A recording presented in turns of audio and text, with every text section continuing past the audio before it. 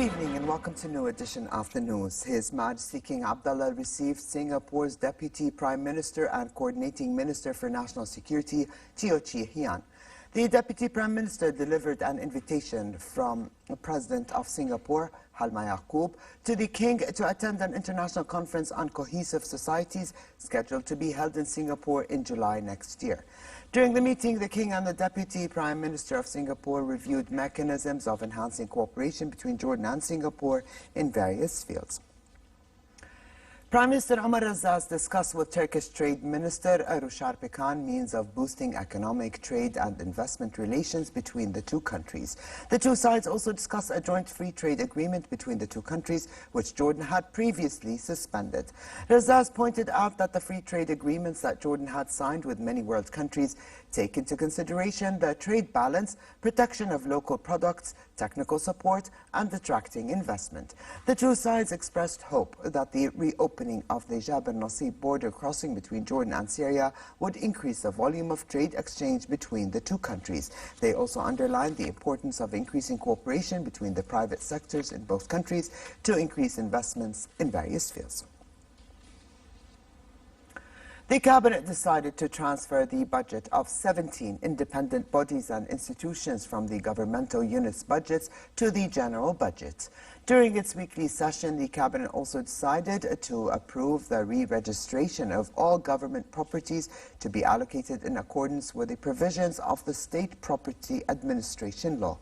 Moreover, the Cabinet approved the charitable and scientific status of donations to the educational endowment of the Ministry of Education to allow the reduction of donations from the donor's income in accordance with the income tax law provisions.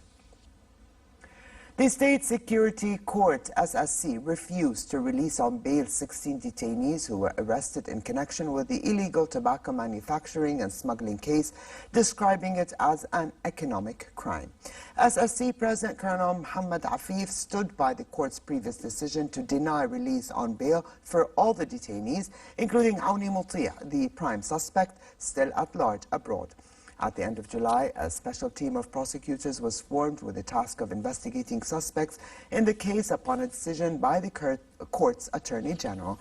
Also in July, the Interpol issued an international red notice against Auni Mutia for engaging in illegal acts on Jordanian territory, including the manufacturing and smuggling of fake cigarettes.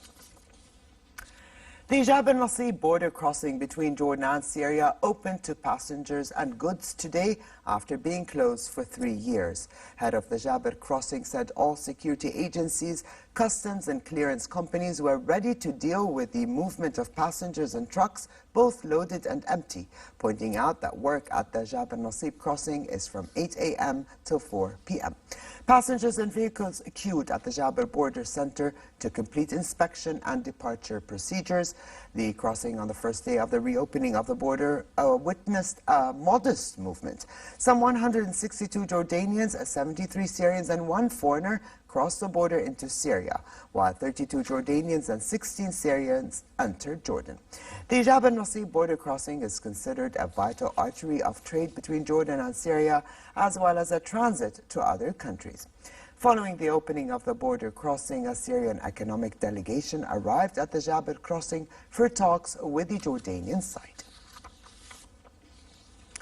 The decision to reopen the Jabal Nasib border crossing was taken yesterday after Jordanian and Syrian technical teams agreed on the final measures necessary for the reopening during a meeting at the Jabal Border Center.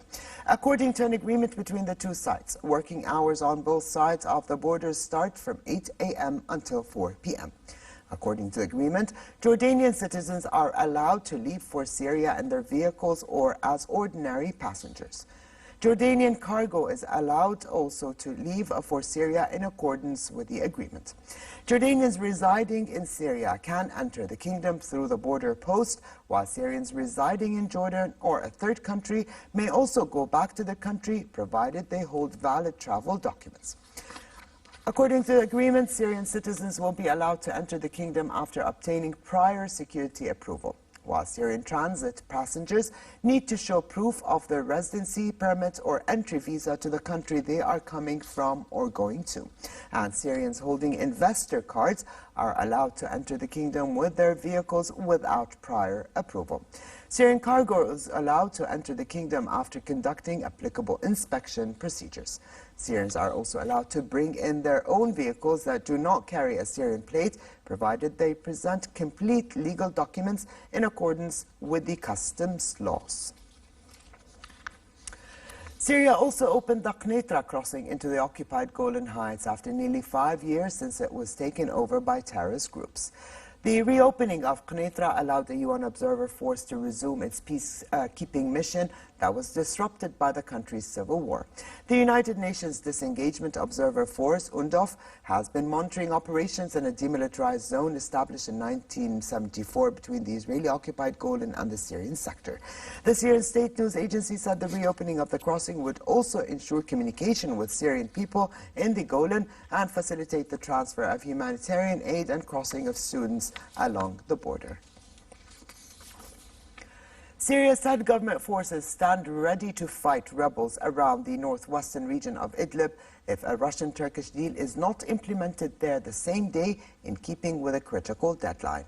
The deal for Idlib sets up a buffer zone running 15 to 20 kilometers deep into rebel territory that must be evacuated of all heavy weapons and all rebels by today. Syrian Foreign Minister Walid al-Muallim said it was up to Russia now to judge whether the agreement was being fulfilled. Muallim added that the government's next target after recovering Idlib from rebels would be the area east of the Euphrates, indicating territory held by the Kurdish-led and US-backed Syrian Democratic Forces. Israeli soldiers shot dead a Palestinian who they claim tried to stab a soldier in the occupied West Bank. The incident occurred at a bus stop along a main highway between the Jewish settlement of Ariel and Barkan near the northwest bank city of Salfit.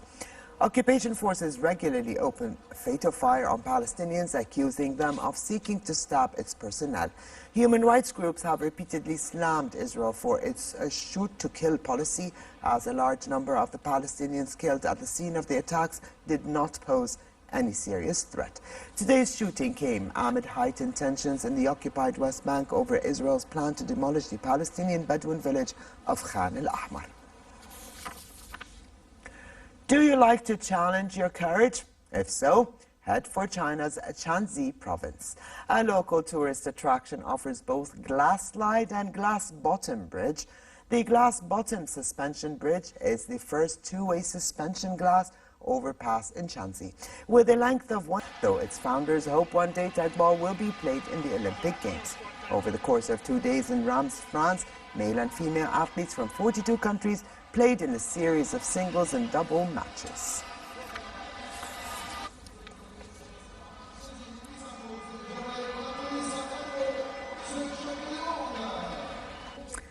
And finally, for a quick look at the weather, autumn-like conditions continue across the kingdom tomorrow, with temperatures around seasonal average and the winds northwesterly moderate, stirring dust in the southern and eastern regions. Amman can expect a high of 25 degrees Celsius and a low of 14.